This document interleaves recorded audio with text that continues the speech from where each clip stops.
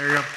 But one of the reasons they sounded really good is one of my favorite people I've been able to see every single Sunday, and this is going to be her last Sunday. It's Gabby up in the sound booth. And so everybody, big cheer for Gabby. Gabby's been helping us with the sound for I don't know how many years now. How long have you been working with us, Gabby? 3 years, man. That's why it's so good. Anyway, she's moving on to another geography to do awesome things. Remind us where? Baltimore. Okay. All right. Yeah. Yeah. All right. All right. Well, hey, we're cheering for you, Gabby. All right. So now tell me this. Where were you when you heard that LeBron James is coming to Philadelphia? All right. I want to know. We got to find out, where were you when you found out? Anybody find out in an interesting fashion? All right. Were you raising your hand? Or were you just checking your hair? All right. Anyway, I found out my son tried to call me and he texted me. And as soon as I was right in the middle of a meeting and I did a victory march. Why? Because this is a guy who has the opportunity to be known as the greatest player of all time. And he's choosing Philadelphia. And this doesn't happen very often. I mean, we've had very good players in Philadelphia for our various teams, but we've never had anybody who would be able to make the case that they are the greatest of all time. And if he wins a couple times, I think he makes his case soundly. Just so you know, I've rooted for against LeBron his entire career, but I will root for him now, and I'm super excited. To get us into the message, though, I want to talk about 3 specific ways he's going to make us better. He's going to make that. By the way, Holly, LeBron's going to be playing for the Philadelphia 76ers, our local basketball team, all right? They play down South Philly, and so there's 5 players on each. Anyway, we can walk through that later. But anyway, how is he going to make us better? We've got some good players already, but 3 specific ways. He's been playing for 23 years, and he has elite court sense, which means he understands what's happening on the court in a way that others don't. He understands the offense. He understands the defense. He understands what's going to be happening 2 to 3 moves ahead of time, which means that he is a very good passer. He's immediately the best passer on the team. He's going to make everybody around him better. He can see the court. Secondly, because he discerns what's going on, he knows when he sees a defense, he knows what to do to pressurize that defense and the decisions they're going to have to make in order to defend him. And because he knows the defense as well, he can discern where the open player is going to be. Or maybe he's going to be the one to score. The third thing that he will be able to do really well, the third strength I would suggest, is that he's secure enough to not chase the spectacular. He's secure enough to not have to chase the spectacular. Did I lose my mic? All right. So he's secure enough to not chase the spectacular. It could be me, it could be the mic, but which means that he doesn't have to take every shot. I mean, you know the basketball players that they've never seen a shot that they didn't like, right? He doesn't have to go take every shot. Because he's secure, he can discern and make really good decisions. Which brings us to our passage today. Our passage today is going to look at the contrast between David and Saul in the way they make decisions. Foundationally, David has been called by God, has been anointed by God, and has a deep security in who he is in God and the mission that he has in front of him. He eventually is going to be the king. He's not the king now, so what God is doing in his life is making him kingly. Saul has made decisions in such a way that he has lost his job, so to speak, as the king. and his insecurity is causing him to make really bad decisions.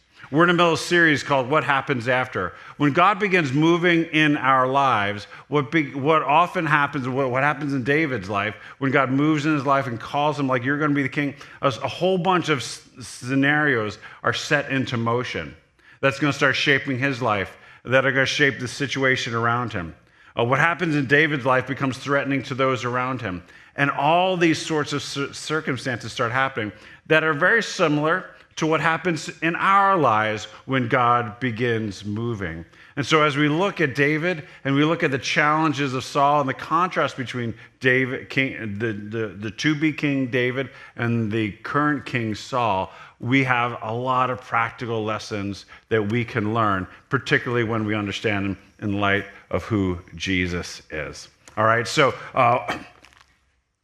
with that, what I'd like to do is kind of set us up to read the passage. What's happened over the last few chapters is that, there's clearly drama between David and Saul. Saul has announced that he is out to kill David. David is on the run. He tried to go to the Philistines to get them to protect him. That went really badly. He came back into the land, and since then, hundreds of people have started to rally around David. But now David is the leader of about 600 men, and it's just hard to hide 600 people. He needs to hide for them. He needs to provide for them, and he needs to figure out what it means to be a good Israelite while the king's trying to kill him. So, coming back to LeBron has had 23 years to learn how to make good decisions on a 96-foot court. Our world runs a little bit wider. Our world is a little bit more expansive. My hope is as we work through this, we can learn how to make good decisions in our lives. All right, so bad news is I forgot to upload the slides, so you're kind of on your own. I'd love for you to have an open Bible. So if you have a Bible from the cart, or if you want to open up a phone, you can follow along with me. I will read to you our passage from 1 Samuel chapter 23. All right.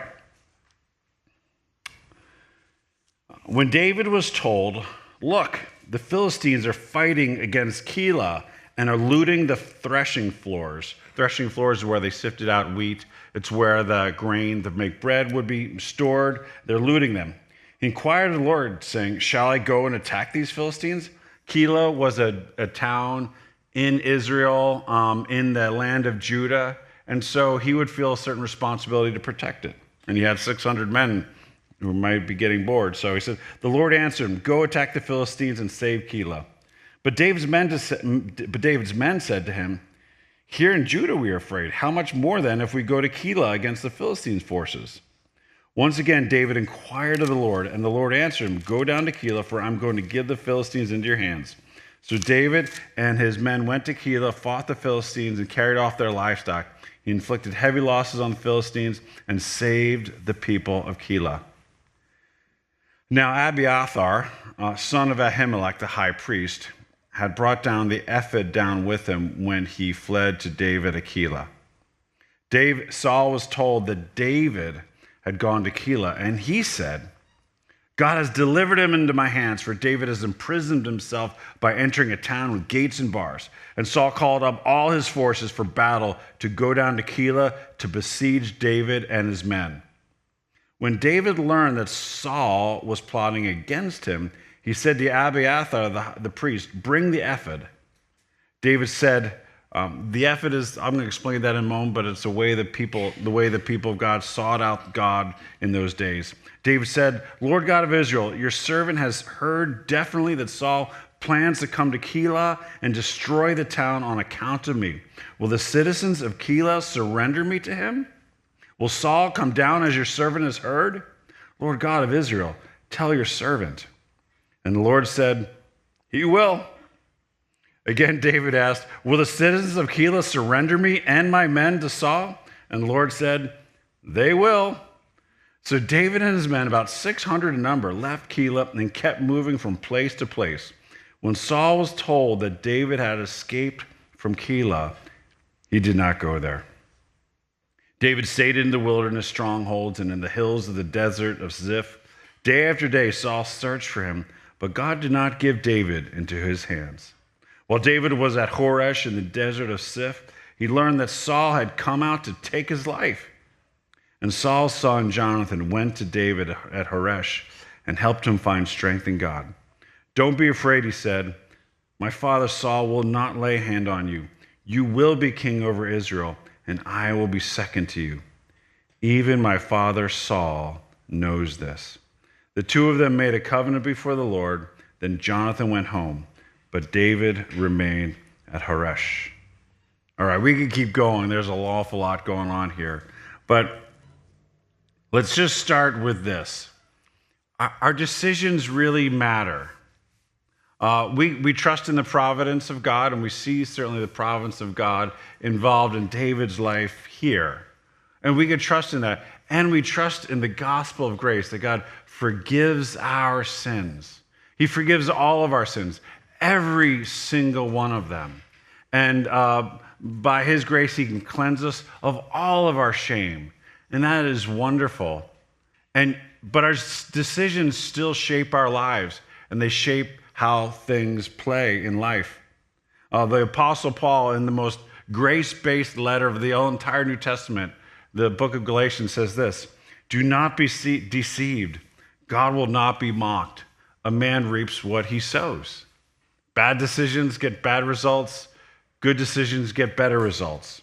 There's no promises and everything. There's circumstances in life. But when it comes to wisdom, a lot of us can be really confident in our decision making. The book of Proverbs says it this way: there's a way that appears to be right, but the end, it leads to death. It actually says that in two different places in Proverbs. I guess they thought it was a really good proverb. They put it in two different places, 14:10 and 16:25. Wisdom can come in all sorts of forms. There are people who really know what to do with bricks. Masons can lay bricks and they can lay a foundation. I would never lay a foundation with bricks because I have no skill. I have no wisdom in that. The translation of the biblical words for wisdom typically comes out as skill. I have no wisdom when it comes to playing the keys, and you'll never let me do this. Alex, Becky, Kathleen, they have wisdom, skill in this area, and we want them to continue to do that. Each of you have different sets of skills and wisdom that likely employ you well. You can have a certain set of skills over here, but not have skills over here. What's dangerous, and particularly dangerous in Chester County, Chester County is the healthiest, wealthiest, most prosperous, affluent place in all of Chester County. All the research says that the smarter you are in one area of life, the more likely you are to presume you know things in other areas of life. And that's why wealth is often very dangerous. Jesus says it's harder for a camel to go through the eye of a needle than for a rich person to enter the kingdom of God. Partly because of the costs involved in trusting God, and oftentimes the presumption of what you know that keeps you from being able to make those decisions. To be wise in one area doesn't necessarily mean you're wise in other areas. What we want to talk about is how mature faith enables you to see all decisions in light of who God is. So we start talking about our decisions matter. The second thing I want us to see from this passage is the difference between followership and fakemanship. We see at the end of the passage, we see Saul is searching for David everywhere, and he can't find him. And yet Saul's son Jonathan just walks right into the camp and finds David. And it's kind of a funny thing. But the one thing Jonathan, who's Saul's son, will say to David is this: Saul knows that you're going to be the king. and I know that you're going to be the king. And because the king is supposed to go from Saul to Jonathan, but Jonathan says, look, you're going to be the king, and I'm going to be your second. Jonathan's going to live a really good life because he's choosing to follow where he sees God going. He is trusting and he's choosing to follow. Saul's fighting it. Saul's fighting it the entire way. And what we're going to see in his decision making, he's not going to express followership. It's going to be fakemanship. He's going to continue to want God to be somebody other than who God is. One of the essential aspects, and I think one of the most helpful things that we have learned when it comes to relationships in our day and age, is that you have to accept the person for who they say they are. If you don't accept the person for who they say they are, you're not going to be able to enjoy them for who they are, and they're not going to feel actually affirmed. We can't go off and just start changing everybody. We have to accept them for who they are.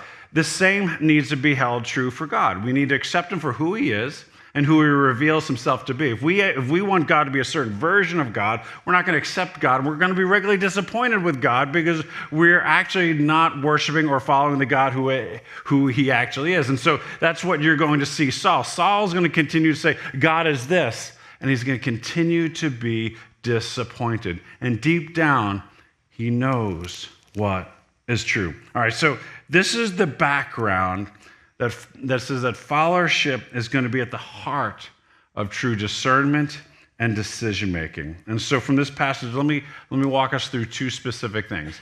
If we're going to be mature decision makers, we need to read the room, or to use a basketball analogy, we need to read the court.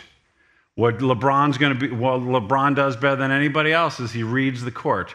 As a basketball coach, and I'm really geek about this, like you need to understand, I go deep geek 76ers, right? Like I remember Maurice Cheeks dunking at the end of game 4 against the Lakers when they won 83, the last time they won. And I've like stayed with them, right? There's something called the process where they lost a lot of games. I might have gone to more games one year than they actually won, right? So like I run real deep geek. So and as a basketball coach, one of the things I would do is I would set up a 3-2 defense. And against younger players, if they're walking up against a 3-2 defense, it looks just like man on man. It looks just like man on man. So they don't know that. They don't know what kind of defense we are throwing at them. Now, a mature basketball player knows that you need to send somebody to move in the defense to see if the player follows them. Then you'll know if it's a man on man or 3-on-2. That's what mature decision making makes. If you're mature, you understand certain ways of making decision. And when it comes to David, he's got to read his situation. And you need to look beyond the surface of the situation, because if you look at David's life, like there's nothing going well. Nothing is going well. He can't see his family. His boss is trying to kill him. The people who he's surrounding himself are the people in debt, the people in distress, and people who are discontent. These aren't like happy people, right? But they're the ones that are finding a certain sense of acceptance with David. He's not able to sleep in his home. He's got to figure out how to provide food for these 600 men who have decided to follow him. And the one thing he knows is that he can't go off and attack Saul. Saul's his boss. You don't kill the king. He has to work under the king,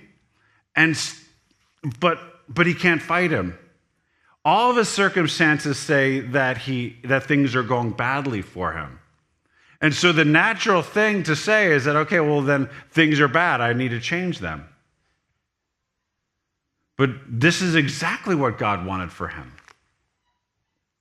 God is putting David through challenges in the wilderness to form him into becoming somebody who is rightfully a king, who should set the tone for who the nation is. It's good for us to be reminded that just because there's difficulty in your life doesn't mean things are bad. Just because things aren't going well, it doesn't mean that God isn't involved. Just because things are hard, it doesn't mean that God doesn't care. David is in danger. Danger doesn't mean that God isn't involved. There are times where God calls you into danger. Just because it's uncomfortable, it doesn't mean that God isn't calling you into it. Many of us miss out on what God calls us to because, well, it involves discomfort. It might involve a certain level of danger. It might involve a certain level of difficulty. And because of that, we assume, well, and this is the natural, all of technology is trying to do is make things easier, take off the soft edges of life. Sometimes God sends you into the sharper edges, into the difficult moments. And just because it's difficult doesn't mean that God's not there. And we kind of know this, but in a world that's trying to help us spend money to make our lives easier, we just need to recognize that God will regularly be calling us out of comfort into discomfort, out of safety into courage. So what happens with David? He finds out that the Philistines, and so all right. So let's just. Sometimes I like to explain the geography of Israel as if it's New Jersey. All right. So think of New Jersey. If you can kind of know the awkward shape of New Jersey, and think of Philistia as like the east coast of Pennsylvania. All right. So. Jerusalem is somewhere around like Great Adventure, all right? And where David is hanging out is in Judah, which is like Burlington County, all right? All right, so he's hiding somewhere in Burlington County, all right? And the Philistines have just come across, and they're starting to attack a place called Keilah. And that's not far from where David is. Now, David is a general in the army of Israel, and the Philistines are attacking them. And David really can't talk to Saul, so he's like, all right, so I'm going to just ask God, should we just go help Keilah, right? And so I did have a map. I assure you I had a map. I didn't have to go into this New Jersey stuff. Anyway, but so should I go attack Keilah and to save Keilah from the Philistines? And God's like, yeah, you should do that. And so David goes and he tells the men, hey, we're going to go save Keilah. And they're like, what? Like, it's hard as it is. We're already in the wilderness of Judah, and now you want us to go over there and help them? That's not a very good idea. And so David's like, oh, okay. So he goes back to God, and God's like, did I stutter? I told you to go save Keilah. And so David kind of just needed a little bit of assurance, though, because he needed to go lead his men to go through their fears. When you trust God in your life, you just need to understand it's going to make everybody else afraid.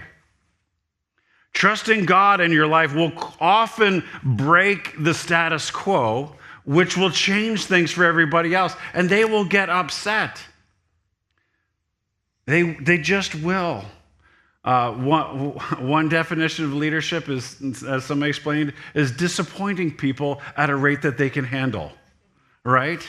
And so if you are going to follow God, it's going to make other people afraid. It's going to disappoint them. And maybe in scenarios like Saul, they will fight against you.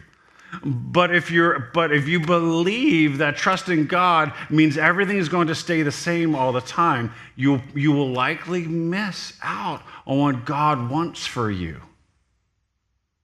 If the number one thing is stability, security, and safety, well, that might end up becoming the version of God in your life. But trusting God often will look like courage. Now, wisdom. So, your faith will sometimes cause others to suffer. It means that you will cause other people to be afraid.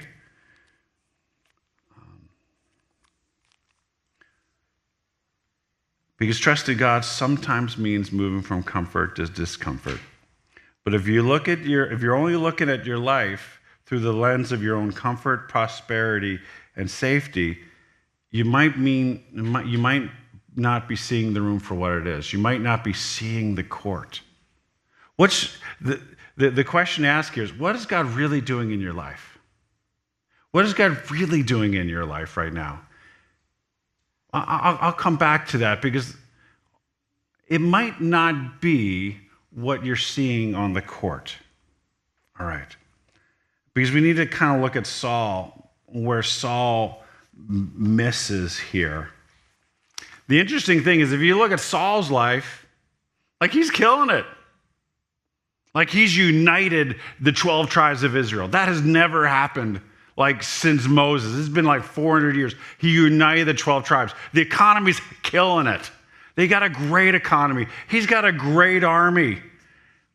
He's got this fortress in Gibeah that no Israel, no judge has ever had. I mean, he is the first king of Israel. He is so wealthy. And it's so tempting to presume that if you have wealth, that means you're getting it all right. This is what the modern world suggests, and the ancient world always. People presume that the wealthy people were the ones that God favored. That because there's money there, things are going well. Wealth and abundance does not equal God's favor. Just because you landed a sale doesn't mean that that's exactly what God wanted. Cute meat does not mean you should get married, right? Just because it's on sale doesn't mean we all know this, right? I'm at Costco yesterday, right? I'm thinking about this message. Just because it's on sale doesn't mean I need to buy it. I mean, I might need 1,200 of these things one day, right? But it's so tempting. I could use a few right now, maybe. And so we all go down this road, right? Just because this person doesn't approve of the steps I'm taking doesn't mean that God's against me. Just because I'm not healthy right now doesn't mean that God isn't with me. Being in the wilderness doesn't mean that God doesn't love you. It may be the wilderness might be the very place he wants you to be because he loves you. God's love and commitment to David means that he's keeping him from getting to his goals because God is doing something much, much deeper in David than making him king. He's making somebody worthy of being a king. And the wilderness that you might be facing in your life may be way bigger than the comfort or discomfort you might be feeling. God may be doing something deeper and more powerful in your life than you're able to see right now. Probably David didn't see it at this time either. Once we read the room, though, we still have to make a decision, and we can't always see everything.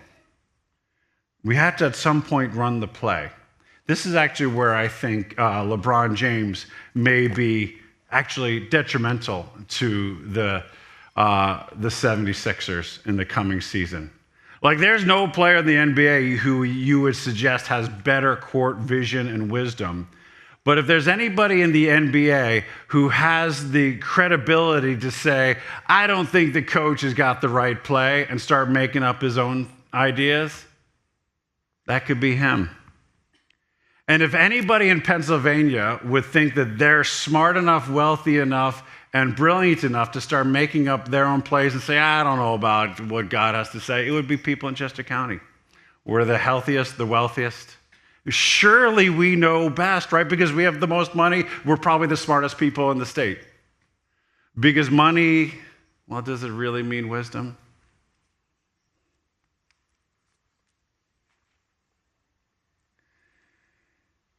David, deep down, trusts God to run the play. Continually throughout the passage, he keeps stopping and he inquires of God. And that might mean that he was asking the priest. It might have mean that he was going to this thing called the ephod, which was this part of how they sought God. I can walk you through that on another occasion. Now let me back up now. The ephod, the priest back in that day would wear something called the breastplate, which it had it was a gem for each. It was a plate that the high priest would wear that would have a gem for every single tribe in Israel representing, and have it over the heart to symbolize how God's people was on the heart of God. And underneath the breastplate, he'd wear this thing called the ephod, which was kind of like a robe that had pockets that had these mysterious things called the Urim and the Thummim. We don't really know what they were, but there's some sort of way to discern God, like not dice, but not too far off a dice, which is kind of weird. And I know it sounds kind of primitive, but they weren't using the ephod to decide whether they go to Applebee's or Chili's on a Friday night. They used it when they had exhausted all of their wisdom, and they said, we don't know. And like I said, it sounds like, well, why would they do that? Well, they didn't have the scriptures back then. Most people couldn't read. They did their best with what they knew. But the wisdom in the Urim and Thummim is that they abandoned themselves to the will of God, which we could do worse, right? They said, well, what comes up with that, we will do. When it comes to running the play, I want to offer a few principles of discernment. The first one is this. If you want to discern God's will on something, let's start here. Will you trust the Lord? Will you trust the Lord? Before we begin discerning what we should do, we need to make sure we're starting at the right place. Because where you start is usually where you end. And when it comes to your understanding, is God at the hub of your wheel? Who God reveals himself to be is where you start and where you end. Because if he's a spoke on the wheel and there's something else that's more centered, like I'll accept everything that God says as long as it doesn't say this, right? As long as God doesn't ask me to do this, I will trust him with everything else. No, that means this is at the hub, and you're making God the spoke. But the problem is, if you have something way heavier as the spoke, the wheel won't turn well. It'll be oblong. It won't work, and you say this whole God thing doesn't work, and you won't include him in the wheel. The wheel has to be well balanced. Right? If the wheel isn't well balanced, you won't have it. And so if God is not the hub and you try to make him the spoke, religion will always feel weird and awkward to you. Where you begin is where you end. And if you'll trust the Lord for who he reveals himself to be, you'll probably get what he wants to reveal to you afterwards. If you're negotiating on the front end, you'll get your will on the back end. And you get what you want. And if you want the Lord's will, you can have it. That's the first principle. Secondly, we want to ask ourselves, what has God already revealed about this? And what I suggest is we, as a church, we just trust the scriptures for what they say. We don't just trust what Christian culture does or says. Christian culture does dumb stuff. Like Christians do dumb things. And they say really dumb things. And just because some uncle or this guy at this church 30 years said something, that doesn't mean it's true. And just because all the Christians over here do this thing over here, doesn't mean that's what God has called you to do. Christian culture is not an expression of God's revelation. I would suggest you listen to wise people who you want to become like, right? But just following along because that's what Christians do, that's not revelation from God. The third thing is this. When it comes to discernment, it's not about the decision oftentimes. It's not about getting the decision right. David's going to make some good decisions. He's going to make some bad decisions. Saul's making some good decisions. He had made some good decisions in his life. He was a spiritual superstar. He was killing it. And then now he's not killing it. It's not always about decision. Our decisions matter. But the decisions are on so many levels are about who we become. Early on in our marriage, Kathleen and I, we would go to the grocery store together. And we're like, all right, like, well, what kind of products do we want, right? I'm cheap, and I'm like, well, what's on sale, right? And so I'll, generally speaking, if I'm out there and we have a product that like everybody hates, it's like, well, Dad found something on sale, right?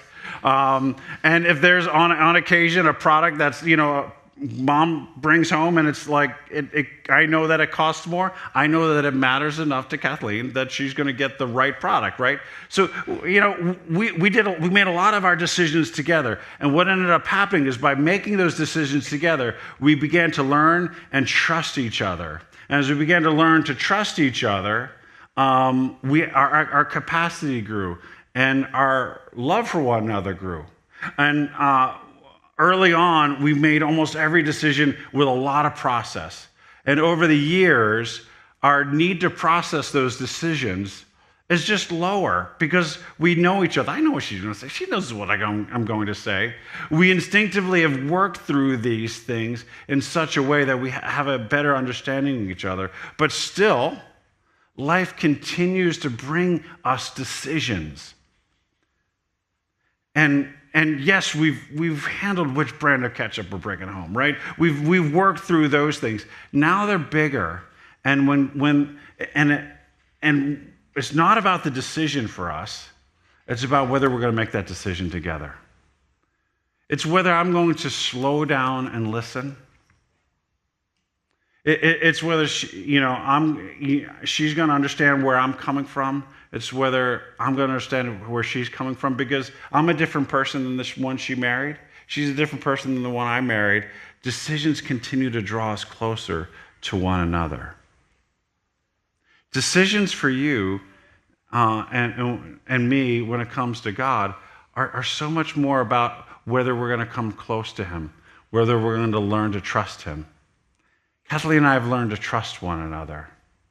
As we, following David's example, continue to come to God and trust Him, it's about intimacy. It's about learning to trust Him. It's learning to grow close to Him. Learning to trust Him with difficult outcomes. Learning to trust Him in the wilderness.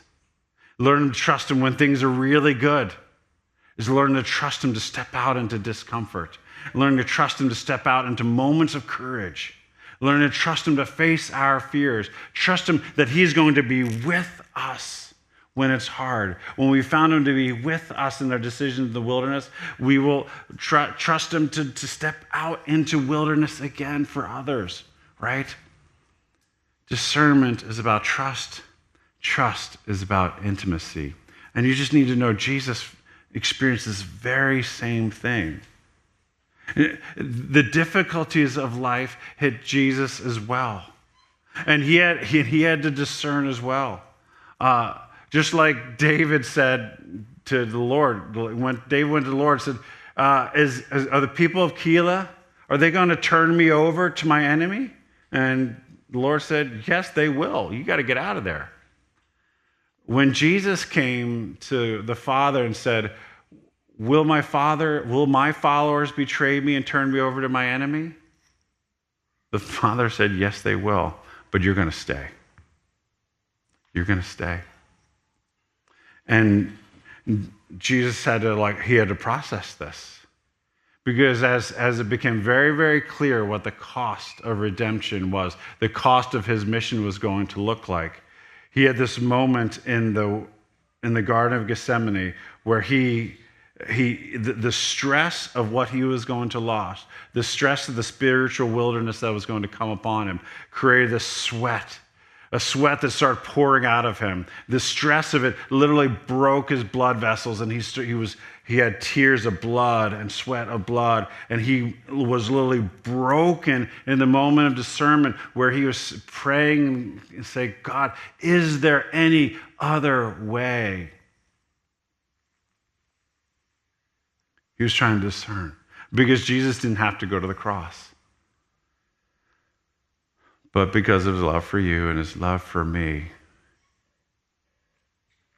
he was willing to go through the pain of losing the one thing that had always mattered to him, the love of the Father, so that he may pay for the sins of the world.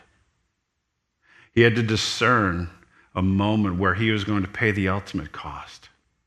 And why this matters is that trusting God in your life, you're going to give up things. It's going to change the way you make decisions about careers. It's going to change the way you handle your body. It's going to change the way you handle your money. It's going to change the way you handle things when life gets difficult in marriage and life gets different in a career. It's going to shape the way you make decisions. And you need to understand that the one has called you will be with you. Why? Because he's made the hardest decisions also. And you can know that just as God redeemed Jesus' sufferings, lifting him up and justifying him through the resurrection, he too will not waste any of your pain and your suffering. When you trust him with difficulty, he redeems all of that suffering. And we too will one day see the vindication of every single loss. It is a hard life, and there are hard decisions to make. But the one who saves us is the one who is with us, the one who will raise us up, and promises a reward as we learn to trust him. Sometimes those rewards come soon.